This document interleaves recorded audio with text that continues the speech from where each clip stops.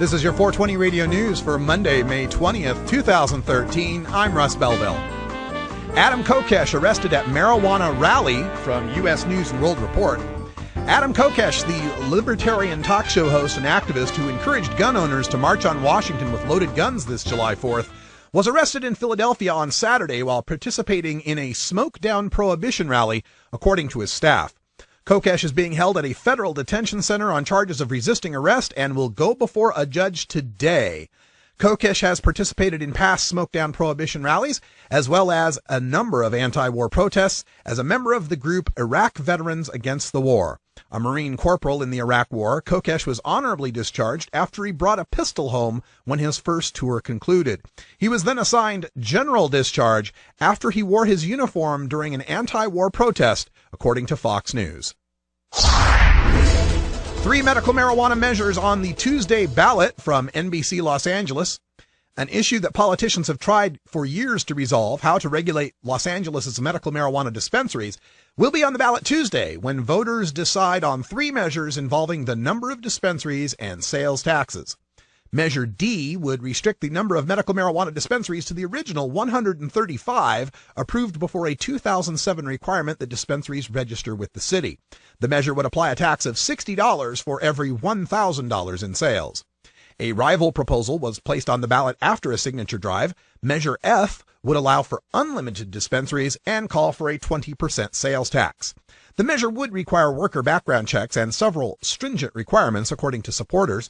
Proponents also claim zoning language, which outlines where dispensaries could operate in the measure, ensures the number would be limited to about 400. A third measure would, like Measure D, cap the number of dispensaries at 135, but appears to have little chance of passing. Measure E, which includes no new taxes, was placed on the ballot by the United Food and Commercial Workers Union, which has since withdrawn support and backed Measure D. The measure with the most votes wins, but only if it collects a majority of the vote. If no measure gains more than 50% of the vote, the issue could return to the Los Angeles City Council. Attorney General certifies Ohio Cannabis Rights Amendment from Cleveland Scene. Ohio Attorney General Mike DeWine certified more than 1,000 valid signatures brought forth by the Ohio Rights Group with the intent to put a ballot measure before the voters sometime in the future. That ballot measure would revolve around legalizing medical and therapeutic marijuana as well as industrial hemp. The next step for the group is approval from the Ohio Ballot Board, which will meet May 23rd. Then the group must collect at least 385,253 signatures from registered Ohio voters. Mary Jane Borden, Secretary and Treasurer of Ohio Rights Group, says the group has not announced whether it will seek a ballot measure in 2013 or 2014, though the time frame suggests a run toward 2014. Also in the legislative branch of Ohio state government, State Representative Robert Hagan, a Youngstown Democrat, has introduced 2 bills in the State House that would legalize marijuana use in Ohio. Georgia considers taking softer approach to marijuana from rferl.org. Marijuana users in the former Soviet Republic of Georgia face a year in prison and stiff fines if they are caught with more than 2 grams of the drug. They also could be sentenced up to 3 months of community service. Those strict measures became law in 2006 when President Mikhail Saakashvili was at the height of his power. But Georgia's new ruling coalition, led by Prime Minister Bidzina Ivanishvili, is considering taking a softer approach. New legislation is expected to be introduced in the country's parliament later this month. Georgian Labor, Health, and Social Affairs Minister David Sergeyenko said dealing with drugs effectively requires a well-controlled strategy, and that decriminalization of marijuana could be part of the strategy. David Otashvili, who heads Alternative Georgia, a non-governmental addiction research center, predicts a bill will be submitted to a parliamentary subcommittee by the end of May, calling for prison sentences in marijuana cases to be removed from the penal code.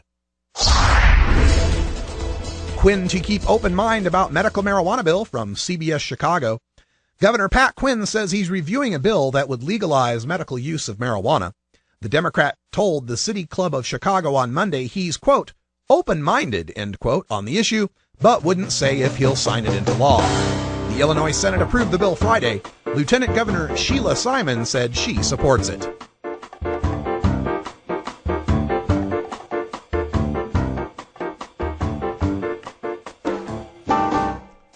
This has been your 420 Radio News for Monday, May 20th, 2013. I'm Russ Belville. When we come back, we go behind the headlines and take a look at the latest post from Dr. Christian Thurstone, the Denver rehab owner, who claimed kids may be trying injection THC use because there's so much THC in their urine. We'll get behind the headlines and show you the science to explain why Dr. Thurstone doesn't know what he's talking about. You're listening to The Russ Belville Show on 420radio.org. We'll be right back after this.